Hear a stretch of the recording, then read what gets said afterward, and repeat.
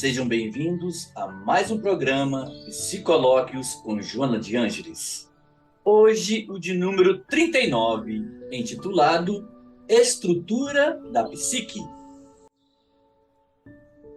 A maior dificuldade que as pessoas encontram na leitura e estudo dos livros da série psicológica de Joana de Ângeles é a de entender os termos utilizados pela mentora relativos à psicanálise e à psicologia analítica, criadas por Sigmund Freud e Carl Gustav Jung, respectivamente. Por isso, iniciaremos hoje uma série de programas esclarecendo sobre esses conceitos.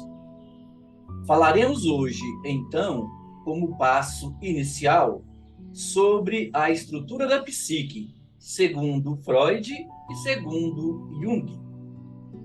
A benfeitora trata desse assunto em diversas obras, maiormente nos livros Triunfo Pessoal, O Despertar do Espírito, O Ser Consciente, Autodescobrimento, uma busca interior, Vida, desafios e soluções, e Em Busca da Verdade.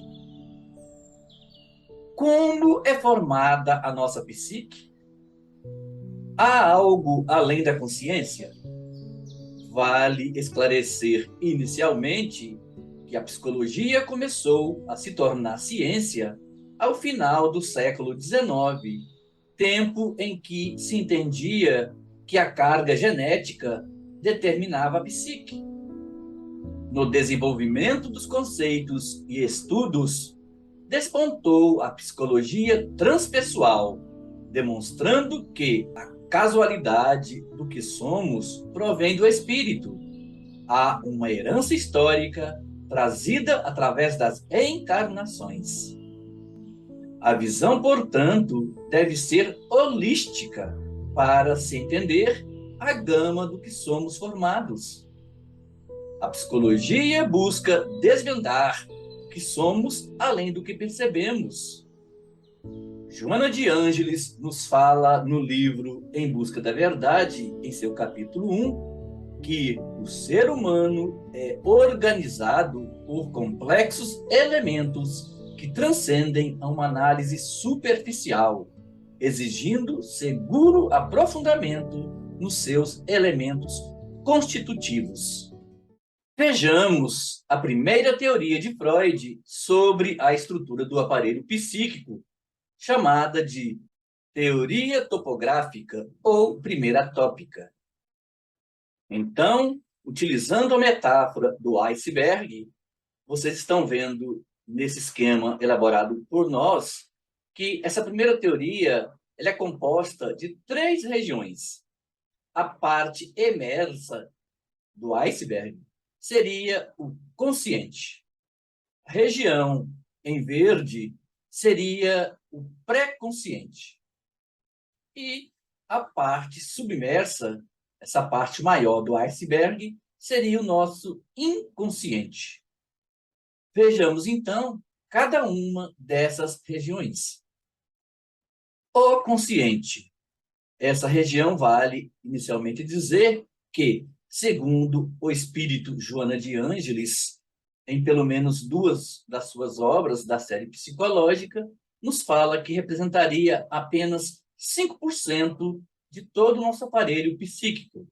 Então, essa região emersa, Freud chamou de consciente. Diz respeito, essa região, à capacidade de ter percepção dos sentimentos, pensamentos, lembranças e fantasias do momento. É o sistema do aparelho psíquico que recebe, ao mesmo tempo, as informações do mundo exterior e as do mundo interior. É região da percepção, atenção e raciocínio. Corresponde àquilo que o indivíduo está ciente. O consciente é uma parte da psique humana que alberga tudo de que estamos cientes em determinado momento. Passemos agora para o pré-consciente. Essa região da primeira tópica freudiana é a localização do material suscetível de se tornar consciente facilmente. Contém as memórias. Nela permanecem aqueles conteúdos acessíveis à consciência. São conteúdos que não estão na consciência neste momento, mas no momento seguinte podem estar. Seria, assim, uma instância intermediária, interposta entre o consciente e o inconsciente. Para Freud, o inconsciente exprime o conjunto de conteúdos não presentes no campo atual da consciência. É constituído por conteúdos reprimidos, que não têm acesso às regiões do pré-consciente e consciente, mas que influenciam o comportamento. São conteúdos que foram expulsos da consciência por conterem aspectos intolerantes. Contém, assim, as pulsões, as memórias reprimidas. Mas o que é pulsão? Pulsão, caros irmãos e queridas irmãs, é a tendência do inconsciente para o bem ou para o mal. Freud classificou-as em pulsão de vida e pulsão de morte. Passemos, então, agora para a segunda tópica freudiana, segunda teoria do aparelho psíquico, chamada teoria estrutural.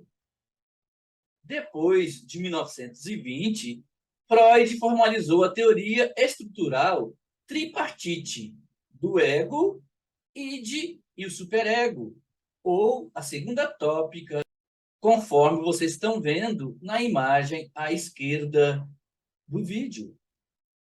Ela é uma nova descrição da anatomia da mente, também em 3 partes, mas indissociadas entre si, influenciando-se reciprocamente, ativas e dinâmicas. Vale dizer que, em momento algum, Sigmund Freud deixou a ideia de divisão do psíquico em consciente e inconsciente, pois essa divisão é considerada uma premissa fundamental da psicanálise. Vejamos, então, o significado de cada uma dessas regiões. Comecemos pelo id. O id constitui uma instância completamente inconsciente, interessada apenas em descarregar a atenção. O id está voltado para a satisfação das necessidades básicas. Consiste de impulsos que obedecem ao princípio do prazer. Ego. Segundo Freud, o ego é o órgão executivo da psique, responsável pela tomada de decisões e integração dos dados perceptuais. Exerce controle das experiências conscientes e regula as ações entre a pessoa e o seu meio, ocupando, portanto, um posicionamento central de referência para todas as atividades psicológicas. Ego, para Freud, portanto, é o centro da personalidade, psique. Superego. O superego ou supereu é definido como a instância da nossa personalidade psíquica, cujo papel é de julgar o eu, o ego, inibindo os atos ou provocando remorsos, colocando-se no centro da questão moral. Esta instância psíquica impõe 2 movimentos: o de identificação, ou seja, você tem que ser igual a, e de proibição, ou seja, você não pode ser assim. Ele dita as normas e regras pré-estabelecidas no mundo externo, que vão se incorporando na estrutura psíquica. Portanto, ele é comparado a um juiz ou um censor para o ego. O superego, portanto, teria a função de consciência moral, autoobservação e formação de ideais. Nesse vídeo, vocês estão vendo uma ilustração da segunda tópica freudiana, a luta do ego para atender às demandas do id e às exigências do superego. Vistas as duas tópicas freudianas, passemos agora para a estrutura da psique proposta por Jung. Conforme vocês estão observando, Jung dividiu também o aparelho psíquico em 3 instâncias. A primeira instância seria a consciência, cujo gerente é o ego. A outra região, a segunda região, seria o inconsciente pessoal. E a região mais profunda do ser, ele chamou de inconsciente coletivo. E nos trouxe a figura do self, enquanto que o ego é o centro da consciência, o self é o centro do psiquismo total, é o espírito eterno que somos.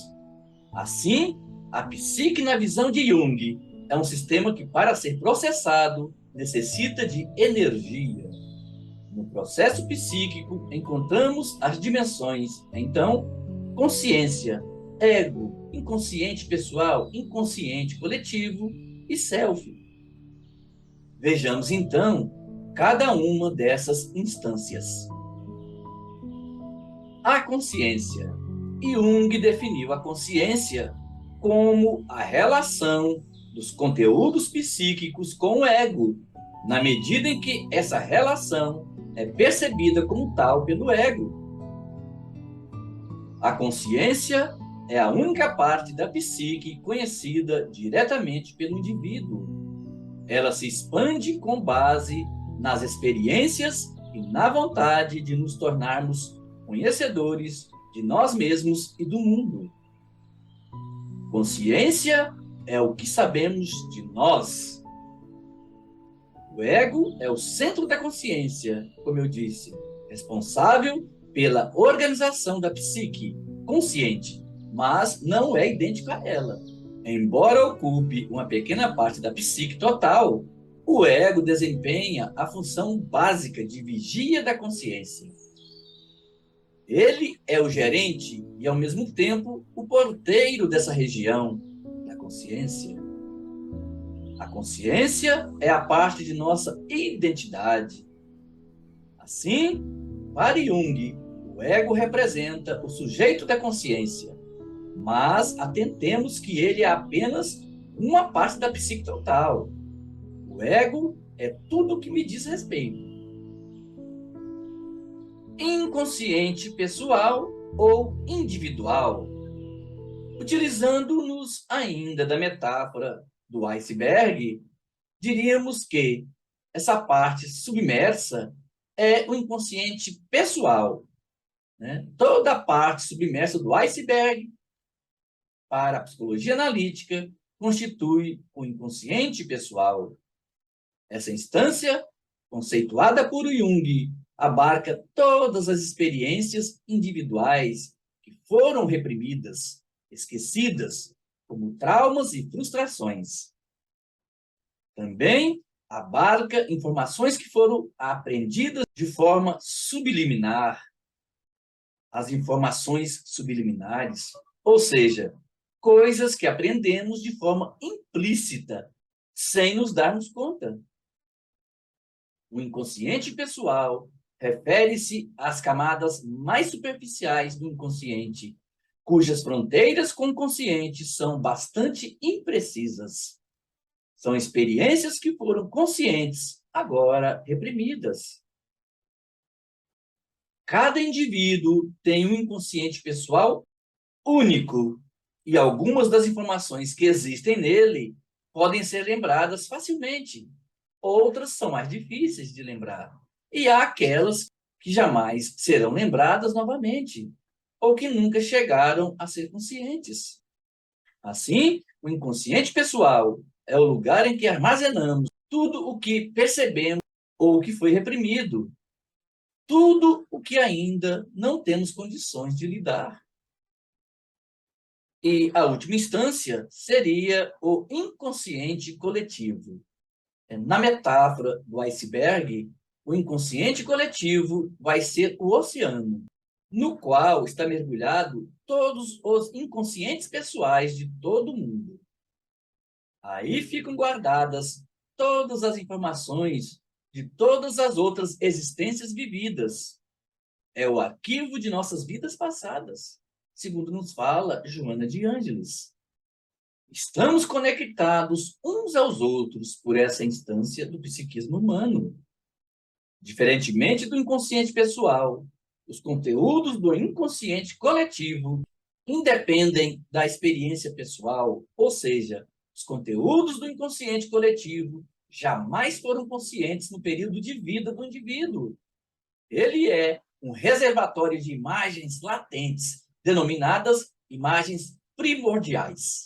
Essas imagens são predisposições ou potencialidades para experimentar e responder ao mundo, tal como os antepassados. São chamados arquétipos.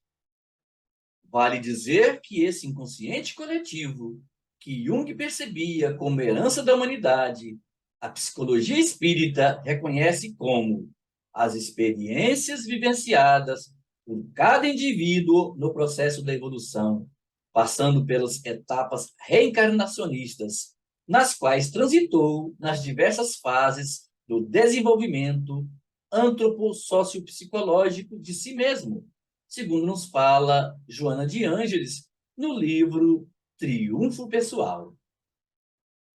O inconsciente coletivo seria, então, o registro mnemônico das reencarnações anteriores de cada ser que se perde na sua própria historiografia. Vale lembrar que existe um único inconsciente coletivo, no qual estão mergulhados todos os inconscientes pessoais de todo mundo. Para melhor entendimento, mostramos esse vídeo contendo o inconsciente pessoal e inconsciente coletivo. Nesse esquema, vocês estão vendo aí a região azul, que é a região da consciência, a região vermelha, que é a região do inconsciente pessoal, e interiormente tem o inconsciente coletivo. E a linha, né, do eixo ego-self. No inconsciente pessoal, nós vamos encontrar os complexos. E no inconsciente coletivo, vamos encontrar os arquétipos. Os complexos são os motores da psique. O complexo é um grupo emocionalmente carregado de ideias ou imagens, emoções. Ele constela, ou seja, gravita, reúne em torno de si uma grande gama de comportamentos coerentes com ele mesmo. Vale informar que, no centro de um complexo, está um arquétipo ou imagem arquetípica. Assim, complexos são agrupamentos de conteúdos psíquicos carregados de emoções. Já os arquétipos são as marcas ou modelos primordiais, iniciais, que constituem o arcabouço psicológico do indivíduo, facultando a identificação da criatura humana. Arquétipos são padrões de comportamento. O arquétipo é a tendência de viver as experiências, mas quem vive é o complexo. E, por fim, essa imagem resume toda a estrutura da psique, segundo Carl Gustav Jung, com informações adendas feitas por Joana de Ângeles em seus livros da série psicológica. Espero que essas informações iniciais sobre a estrutura da psique, segundo Freud e segundo Jung, possam auxiliá-los no entendimento, no começo, do entendimento dos termos utilizados pela mentora Joana de Ângeles nos livros da série psicológica.